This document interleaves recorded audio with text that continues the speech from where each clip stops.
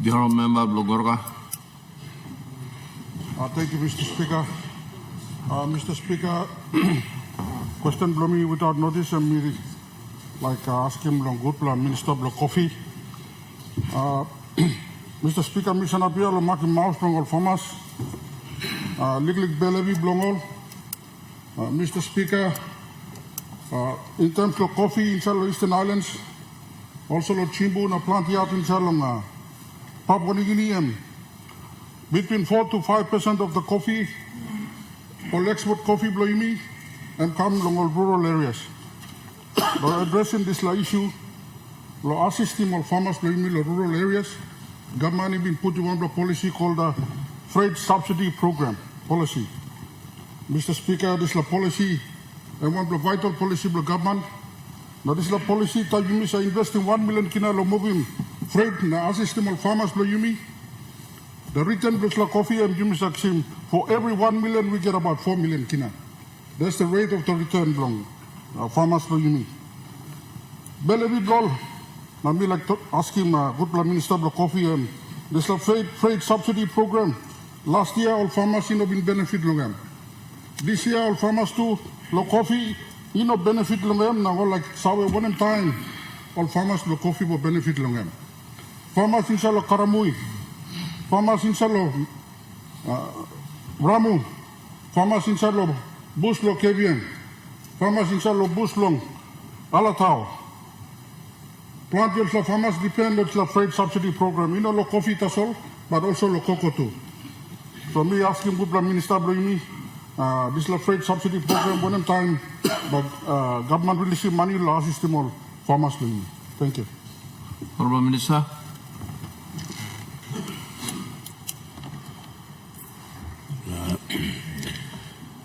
Thank you, Member Bloyumi lo Koroka, lo this la good la question.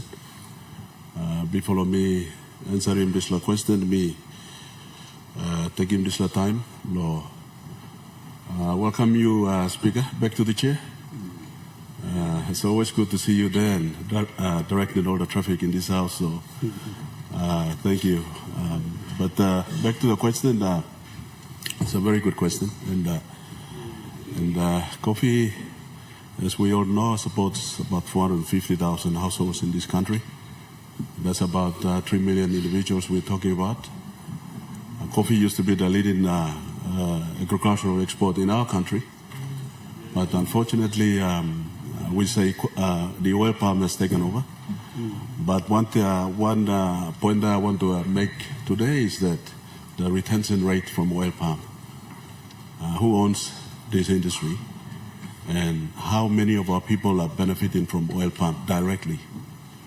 Do we own that industry or not? So as a minister for this commodity, coffee, I think coffee, we are still leading in this country. Yes. Because the coffee industry is owned by Papua New Guineans, about 3 million Papua New Guineans. So to the coffee farmers and growers out there,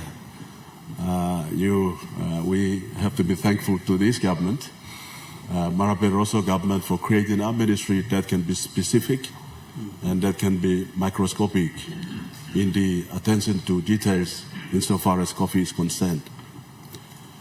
Whilst I would have loved to have been given a prior notice on this question, but let me try and answer in the best ability that I can. But the freight funding that the good member is referring to is parked under the Department of Agriculture. It's not parked under CIC.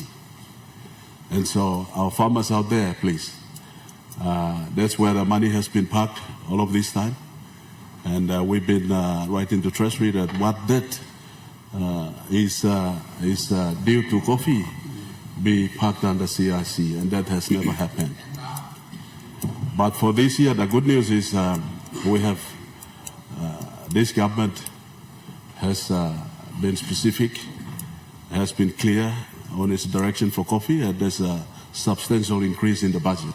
Yes. And as a result, there's a component for freight support as well, price support, freight support, the plantation rehabilitation, the That's about 80 or 90 million. That's a big budget that this government has appropriated, and so for the freight support, good member, as you know, and as we all know, coffee is the epicenter of coffee is in Eastern Highlands. And sometimes I tend to wonder, and the questions that have been asked on this floor, on the Connect PNG program, that there are places in Eastern Highlands where 70 to 80% of our coffee come from. Similarly to well palm, to cocoa, to copra. These are the places that we need to connect them up with roads. The Connect PNG program. Connect PNG program funding. Connect PNG program funding is not a funding to connect from one district to another within a province. It should never be the case. Good point. Whether that's been done or not, I'm making a point because there are a lot of coffee farmers in Eastern Highlands that have traveled. That have traveled one whole week in this particular province. And there are places and plantations and hectares of people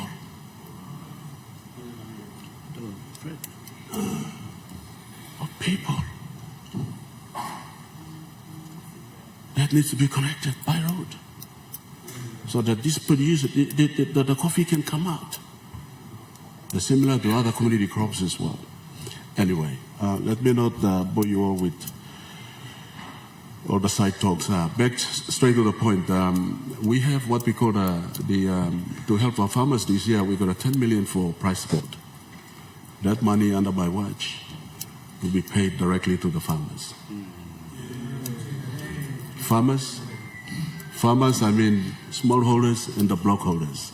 Smallholders are the ones with 1 to 5 hectares of plantations. 1 hectare is about 3,000 trees. 1 to 5 hectares is the small farmers, smallholders. And the blockholders are 6 to 20 hectares. Anything beyond that is a plantation. So for the smallholders and the blockholders, the 10 million is for you. But for you to qualify, we will introduce what we call a green gold card. That card operates on a similar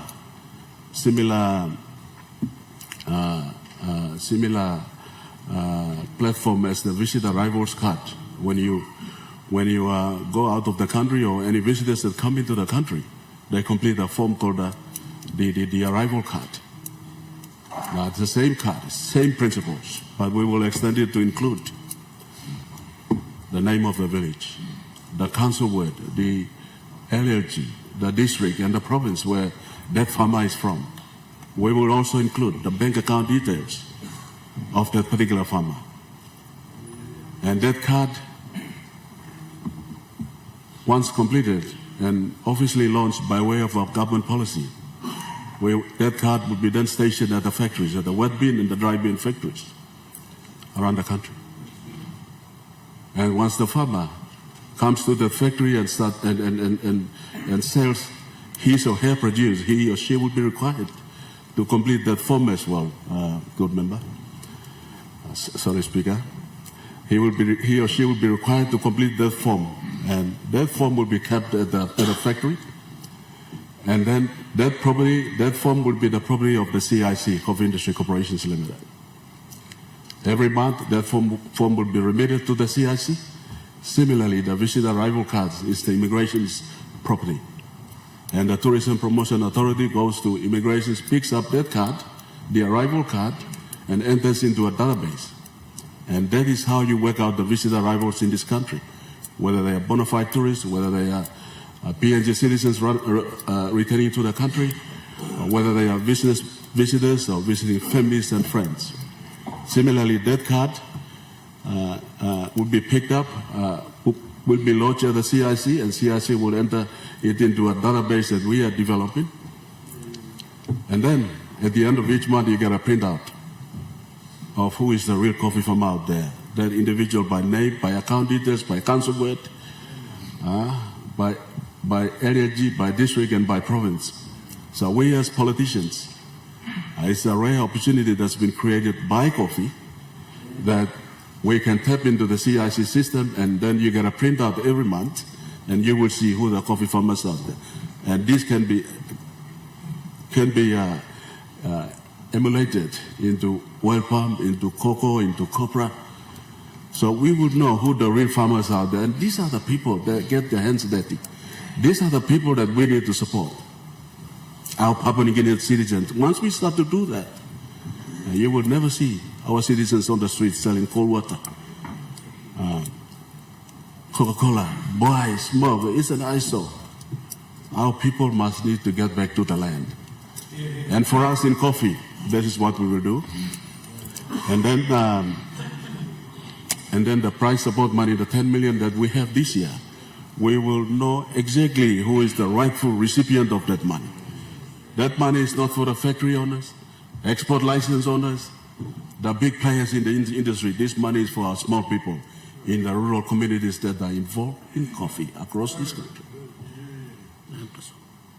That is the direction we are taking in coffee. And this is a paradigm shift in the way we've looked after our farmers in coffee. I am pretty sure and certain that this will work for our people. So to you coffee farmers out there, this government hasn't forgotten you. We've come up with this vehicle through which you can get double pricing for your coffee. Yeah. Because you are the ones that make your hands dirty. You mean, online the place, walking honey dirty. You mean, finding good the price, blow coffee, blow you me. This la government blow you me. And me looks how well this la pain blow you. So, honorable member, your question is in order. And I hope I am in order to answer that question.